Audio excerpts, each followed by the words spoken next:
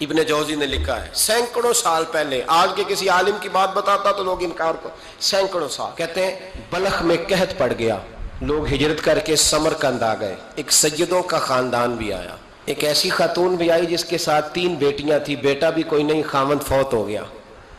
مسجد کے ساتھ مہمان خانے بنے ہوتے تھے، وہاں اس نے بچوں کو ٹھہرایا اور نکلی سمرقند میں کہ کوئی آدمی مل جائے اور اس سے کہوں کہ تھوڑی سی مدد ہو۔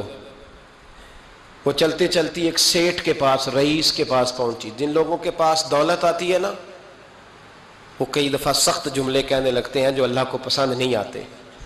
وہ سیٹھ کے پاس گئی تو جا کے کہنے لگی میں غریب ہوں، پریشان ہوں، بلخ میں قحط ہے، سارا زمانہ جانتا ہے، تو میں اس لیے سمرقند آئی ہوں، بیٹیوں کا ساتھ ہے، نہ رہنے کو جگہ ہے، نہ کھانے کو روٹی ہے، نہ پہننے کو کپڑا ہے، مہربانی کر تھوڑی مدد کر۔ کہنے لگا ہو کون؟ تو اس سید زادی نا کان آگے کر کے، ہاں کسی پہ بھی حالات سخت آ سکتے ہیں، اللہ سے ڈرنا چاہیے، کان آگے کر کے نا کہنے لگی میں سید زادی اور یہاں میرا اپنا کوئی نہیں، مہربانی کر۔ تو وہ سیٹھ صاحب، چودھری صاحب کہنے لگے مجھے کیسے پتا چلے گا تو سید ہے؟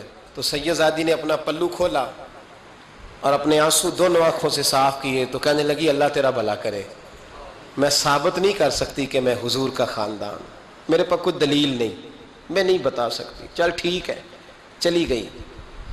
کسی نے بتایا کہ یہاں ایک یہودی بھی رہتا ہے، وہ بڑا سخی ہے، یا آتش پرست ہے، یا پارسی ہے کافر غیر، سخی بڑا ہے۔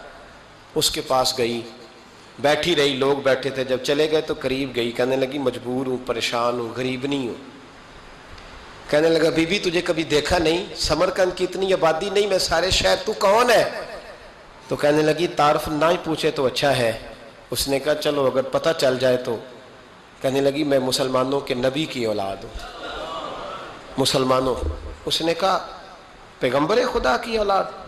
اٹھ کے کھڑا ہو گیا، بی بی کو ساتھ لیا، گھر گیا۔ کہنے لگا جو صاف ستھرا کمرہ ہے نا اسے پھر دھو ڈالو، ایک دفعہ پھر دھو ڈالو۔ کمرہ دھلایا، صاف کرایا۔ پھر کہنے لگا بی بی میرے برتن زیادہ صاف ستھرے نہیں، میں نئے نہ خرید کے لا دوں۔ پھر نئے برتن لایا۔ پھر اپنے بچوں سے کہنے لگا اونچا نہ بھولنا، یہ سیدہ فاطمہ کی شہزادیاں آئی ہیں، یہاں کوئی شخص اونچی بات نہ کرے۔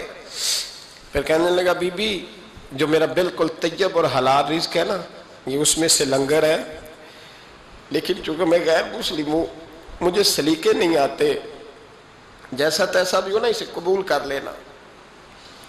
خاتون کو کہنے لگا یہ گھر ہے، جب تک جی چاہے یہاں رہنا، پر دیکھنا ہو سکے تو رات اپنے نبی سے سفارش کرنا، میرا بھی کوئی مسئلہ، میری بھی کوئی قبولیت کہیں ہو جائے۔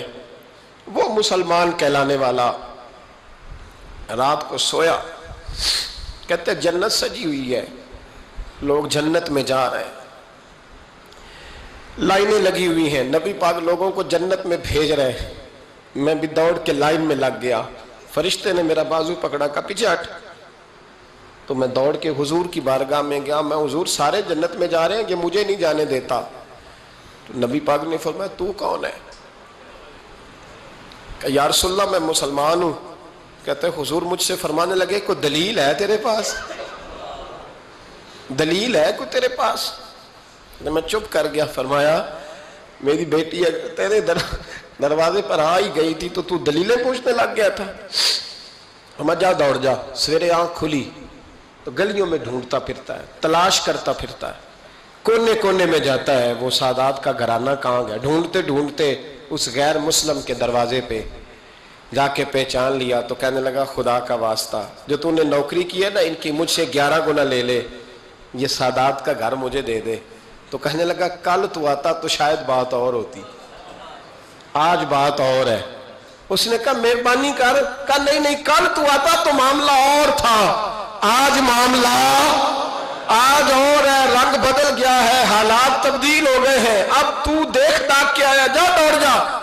کہنے لگا نہیں مہربانی کر، دے دے، تو غیر مسلم میں تیرا کیا تعلق؟ کہنے لگا چپ کر، غیر مسلم میں کل تک تھا، کل سے سجدوں سے پیار کیا ہے تو میرے حالات سنور گئے ہیں، وہ جو نظارے تو نے رات خواب میں دیکھے ہیں میں نے جاگتی آنکھوں سے دیکھے ہیں، میں نے جاگتی آنکھوں سے۔